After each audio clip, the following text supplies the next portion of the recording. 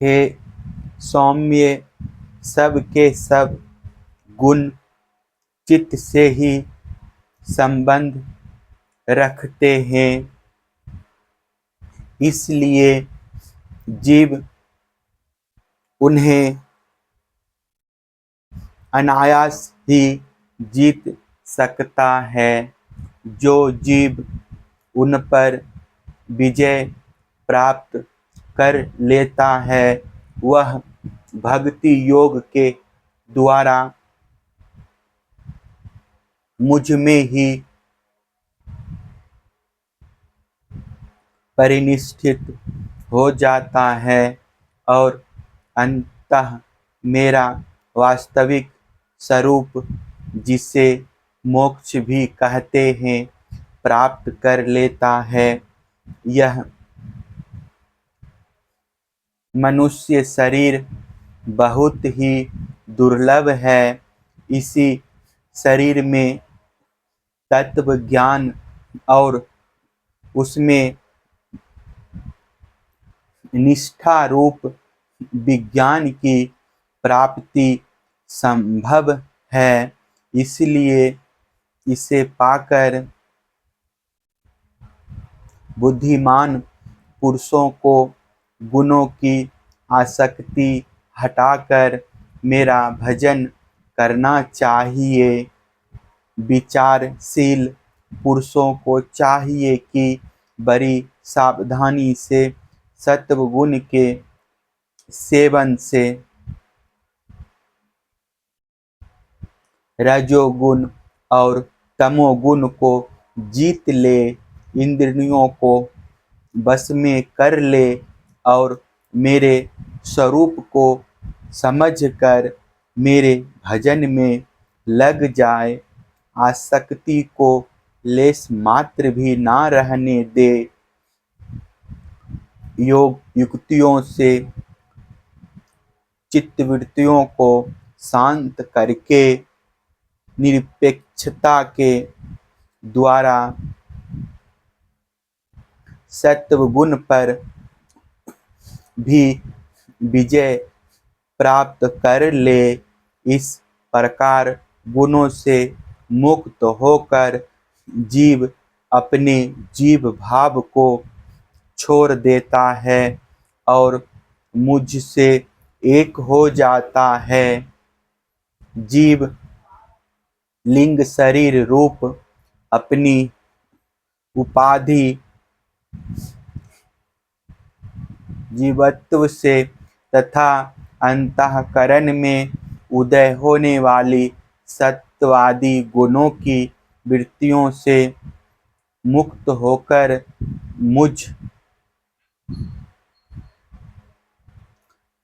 ब्रह्म की अनुभूति से एकात्व दर्शन से पूर्ण हो जाता है और वह फिर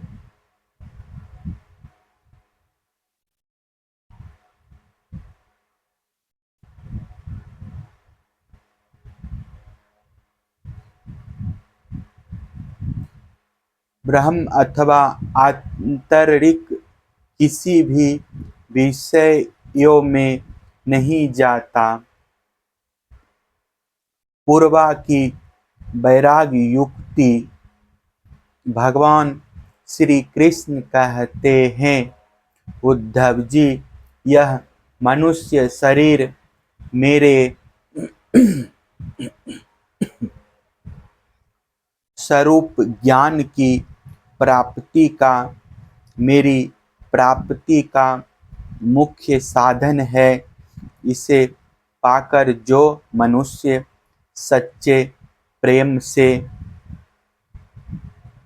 मेरी भक्ति करता है, वह अंतःकरण में स्थित मुझ आनंद स्वरूप परमात्मा को प्राप्त हो जाता है। जीवों की सभी योनियां, सभी गतियां त्रिगुणमयी है। जीव ज्ञान निष्ठा के द्वारा उनसे सदा के लिए मुक्त हो जाता है। सत्व रज आदि गुण जो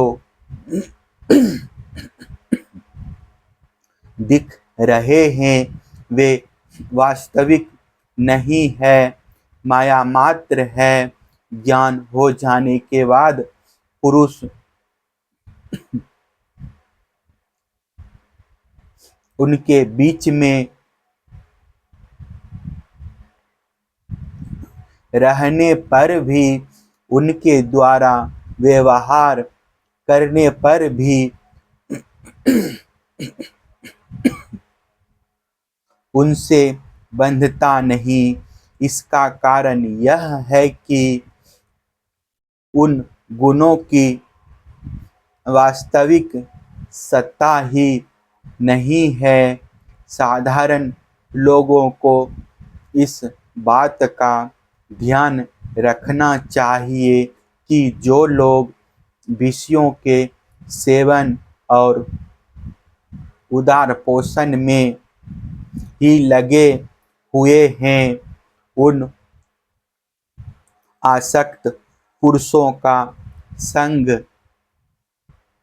कभी ना करे, क्योंकि उनका अनुगमन करने वाले पुरुषों की वैसी ही दुर्दशा होती है जैसे अंधे के सहारे चलने वाले अंधे की। उसे तो घोर अंधकार में ही भटकना पड़ता है। उद्धव जी, पहले तो परम यशस्वी सम्राट इलानंदन पुरुरवा उर्वशी के विरह से अत्यंत विशुद्ध हो गया था। पीछे शोक हट जाने पर उसे बड़ा वैराग्य हुआ और तब उसने यह गाथा गाई। राजा पुरुरवा नग्न होकर पागल की भांति अपने को छोड़कर भागती हुई उर्वशी के पीछे अत्यंत विलह होकर दौड़ने लगा और कहने लगा, देवी निष्ठुर हृदय, थोड़ी देर ठहर जा, भाग मत।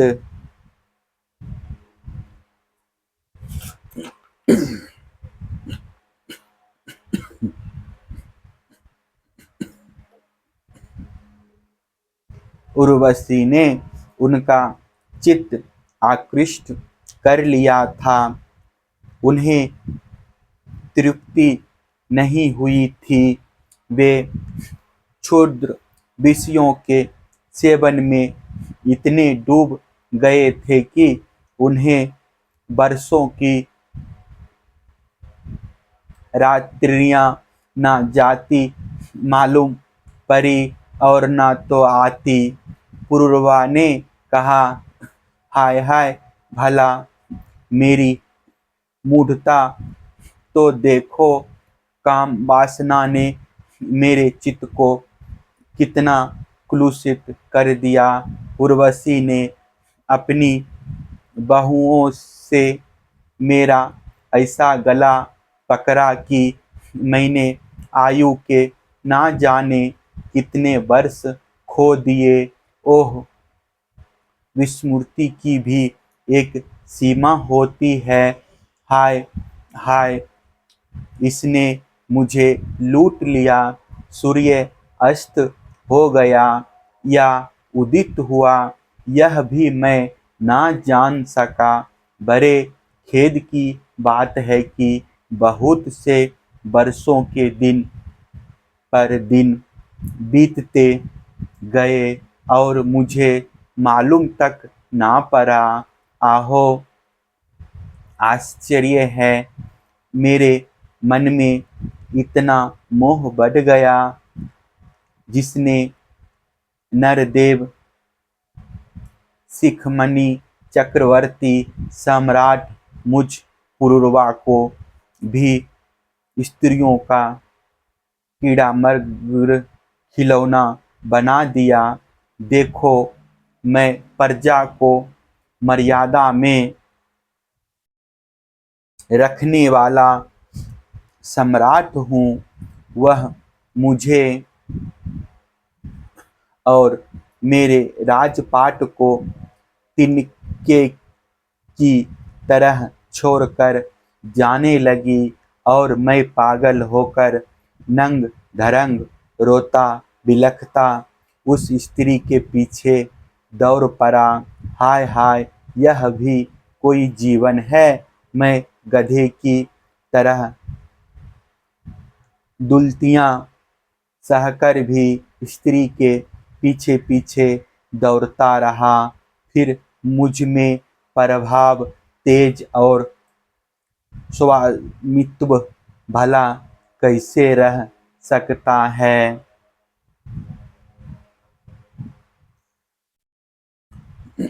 स्त्री ने जिसका मन चुरा लिया उसकी विद्या व्यर्थ है।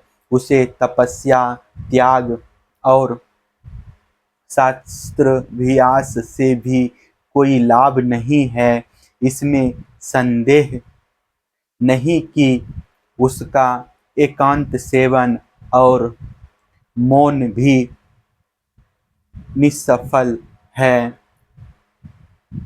मुझे अपनी ही हानि लाभ का पता नहीं, फिर भी अपने को बहुत बड़ा पंडित मानता हूँ। मुझ मूर्ख को धिक्कार है। हाय हाय, मैं चक्रवर्ती सम्राट होकर भी गधे और बैल की तरह स्त्री के फंदे में फंस गया।